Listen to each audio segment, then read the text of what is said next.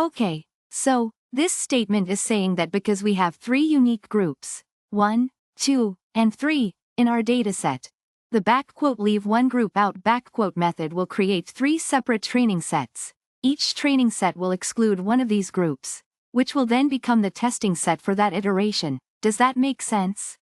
This is the core idea behind "LeaveOneGroupOut" to avoid data leakage, i.e., using data from the test set during training.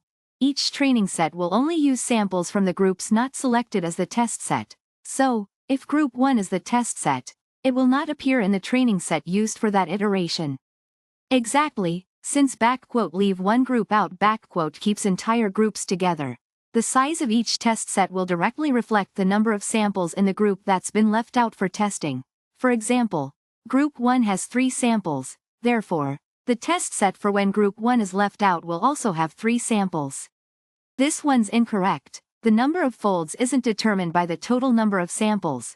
Rather, it is determined by the number of * unique groups. Since there are 3 unique groups, there will be only 3 folds, iterations, not 10. This refers to a specific cross-validation technique in scikit-learn, a popular Python library for machine learning. LeaveOneGroupOut, logo, is a method used when you have data grouped in a meaningful way. Imagine you're testing a new drug, and your participants are divided into age groups. Logo ensures that, during testing, you never split a single age group across the training and testing sets. It keeps groups whole. This simply tells us that we have a dataset to work with, containing 10 individual data points. Each point could represent something like a person, an image, or a sensor reading. These 10 are the entities we are working with. This array shows how the 10 samples are grouped. The numbers represent group membership. Samples 0 to 2 belong to group 1, samples 3 to 5 to group 2, and samples 6 to 9 to group 3. This grouping is crucial for how "LeaveOneGroupOut" will divide the data. This is the first group from the groups array, containing 3 samples, index 0, 1, and 2. In a logo approach, these samples will be either in training or in testing but never split. Similar to group 1, group 2 also consists of 3 samples, index 3, 4, and 5, all treated together in "LeaveOneGroupOut".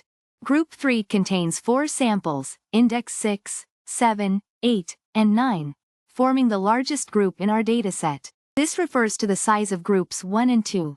Each of them has exactly 3 data points. This is important when considering the size of test sets generated by LeaveOneGroupOut. This again indicates the size of groups 1 and 2, a repetition for emphasis. This signifies the size of group 3, which is different from the previous 2 groups. In the first iteration of LeaveOneGroupOut, group 1 will be entirely held out as a test set. The remaining samples, groups 2 and 3, will form the training set. This is one fold of the cross-validation. This iteration holds out group 2 for testing, and the samples from groups 1 and 3 will be used to train the model. Similarly, this is the final iteration where group 3 will serve as the test set. The training set will comprise samples from groups 1 and 2. Logo goes through each group once. This refers to a specific technique in scikit-learn, a popular Python library for machine learning. LeaveOneGroupOut is a method for cross-validation, a process used to evaluate the performance of a machine learning model. It's particularly useful when you have data grouped in some meaningful way, e.g., patients from different hospitals, images of different objects. The "leave one out" part means that during each iteration of the validation, one entire group is held out for testing while the rest are used to train the model. This helps you to gauge how well the model generalizes to unseen data within the structure of your groups. This specifies the total number of data points, samples or observations, in the dataset to be used for evaluating the model's performance through cross-validation. In this specific problem, 10 samples are divided into groups for the LeaveOneGroupOut method. The distribution of the samples into groups will determine how the cross-validation will perform. This array represents how the 10 samples are divided into groups. Specifically, samples 0 to 2 belong to group 1, samples 3 to 5 to group 2, and samples 6 to 9 to group 3. This grouping is crucial because LeaveOneGroupOut uses these groups to create the training and testing sets. The unequal group sizes is noteworthy. Group 1 and 2 have 3 samples each, while Group 3 has 4.